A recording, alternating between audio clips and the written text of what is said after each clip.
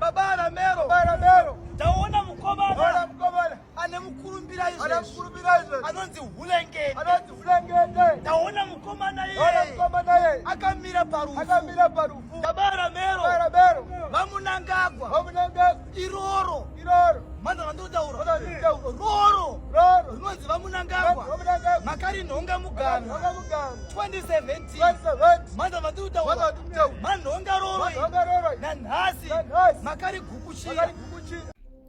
A white garment prophet Rabbi Musande opa chiprofita cherufu pamusoro pemuimbi Hulengende.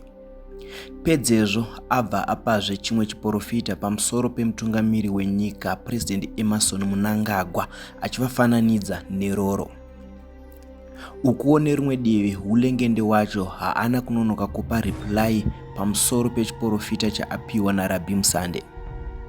Then vamwe vobva vati siyana nekuprofita politics. Kusangana kwatikuita zvakare pachannel ino, channel yeZim Witness TV, pandinodzoka nemaupdates akasiyana. Ndinoti kana kari kekutanga kusvika pano, ndinokumbira ungobaya button rekusubscribe, then turn on the notification bell kuitira kuti usarasikirwe neevry update yandinodzoka nayo pano nguva nenguva. Ladies and gentlemen, ndadzoka zvakare nenyaya dziri kupisa mumastreets esocial media. Nhasi nyaya dzandauya nadzo pano inyaya mbiri, asi nyaya idzi inyaya dzemaprophecies akapiwa nemuprofita wenguwo chena anova iye Rabbi Musande. Chiprofita chekutanga chaapa chiri pamusoro paHulengende, muimbi weZim Danzo uyo anova man of the moment pari zvino.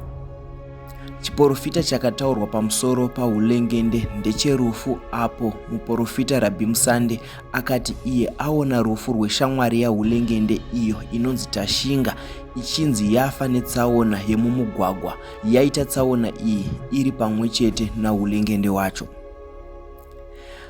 Asi ndisingade kutambisa nguva yenyu zvakanyanya, ndoda kuti muteerere chiprofita ichi uye mubva mateerera zvakare reply yapiwa naHulengende mushure mekunge anzwa prophecy yaakapiwa nemunhu waMwari Rabbi Musande. Babara mero. Taona mkomana. Anemukurumbira izvo. Anonzi hulengende. Taona mkomana iye. Akamira parufu. Ndabvunza muprofita. Rufu rwani. Zvikadzi nababa.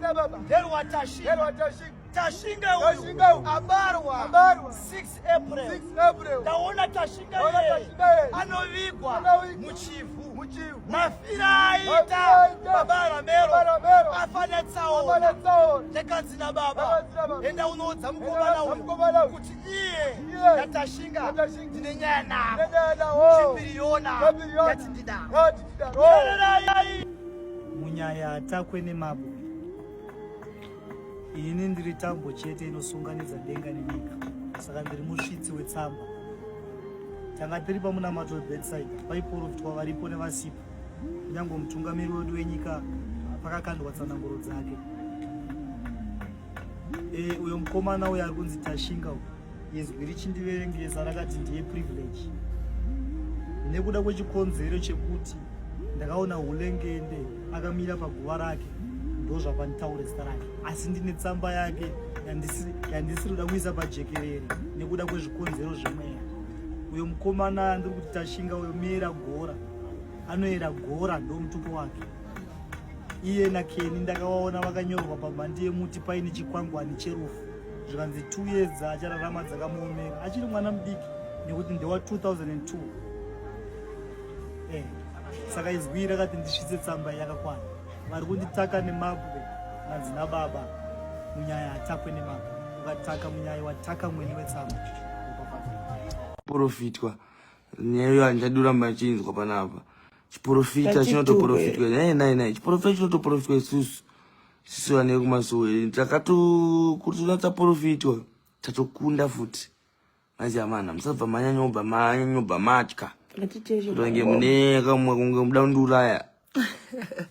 Ndondowari Mwari vachiri kutida singaiti. Chimbomutauro asati tatombosvika kana 2030. Tichine basa ratakatumwa kuti tiite. Muri kuionere Maizamana so musatye. Chiremba vatotaura kuti makore kuchine vamwe 10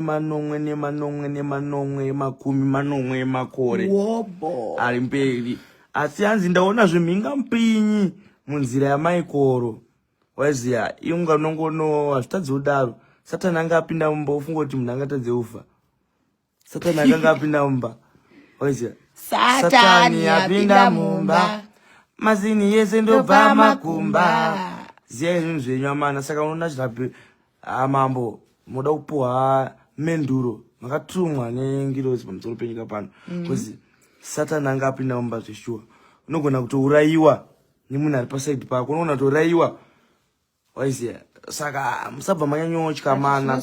Takatokunda imi mugona kusazviziva kuti ndokutokunda kwacho but ndikoko kutokunda kwacho maiziya. Plus kana tiri pamwe chete tinoenda kumberi. Tofunga mangozvinzwira nekuzvionera mega. Then move on to our second update. Our second update iprofesi zvakare yapiwa iyo nemuprofita mumwe chete anova iye Rabbi Musande apo ataura pamusoro pemutungamiri wenyika President Emmerson Mnangagwa achivafananidza neroro rakanongwa muganga. Pachiprofita ichi aenderera mberi achitaura pamusoro pevane mabusinesses akati ngavatevere kuri kuenda mhepo vatevedzere zviri kuitika uye zviri kudiwa kwete kurwisa. Asi vamwewo vabva vatanga kuti Rabbi Musande siyana nepolitics. Vamwewo ndivo vabva vatanga kuti mupei akwa yake. So ladies and gentlemen, ndoda kukusiyai makateerera chiprofita chapiwa naRabbi Musande. Asi kana mapedza kuteerera nekuona, ndinokumbira kuti musangane mucomment section muchitiudzawo zvamunofunga pamusoro penyaya dzandakuigirai muzuva ranhasi idzi. Betisaida ndere munhu wese kusvika kumutungamiri wenyika. Manza babara mero vamwe vakuzvibvunza kuti zvemutungamiri wenyika ndezvipi. Babara mero vamunangagwa iroro. Manza vandotaura roro rinonzi vamunangagwa makarinhonga mugano 2017. Manza vandotaura manhonga roro nanhasi makarigukuchira.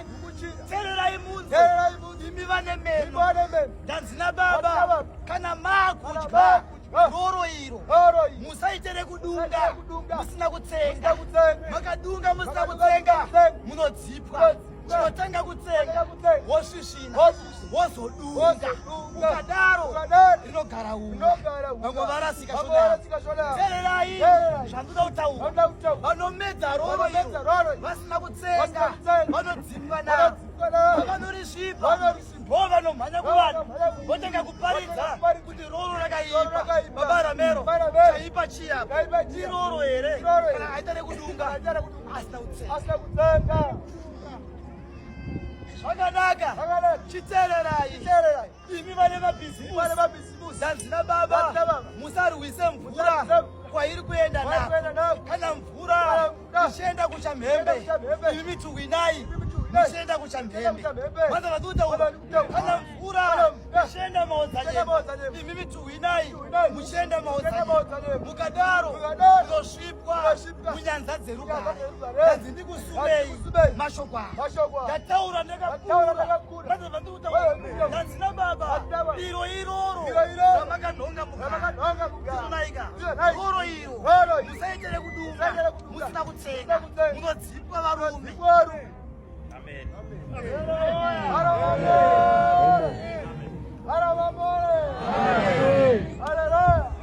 Zvakanaka tapa munamata uri pauri ipapo nemba chipiyaniso pawakagara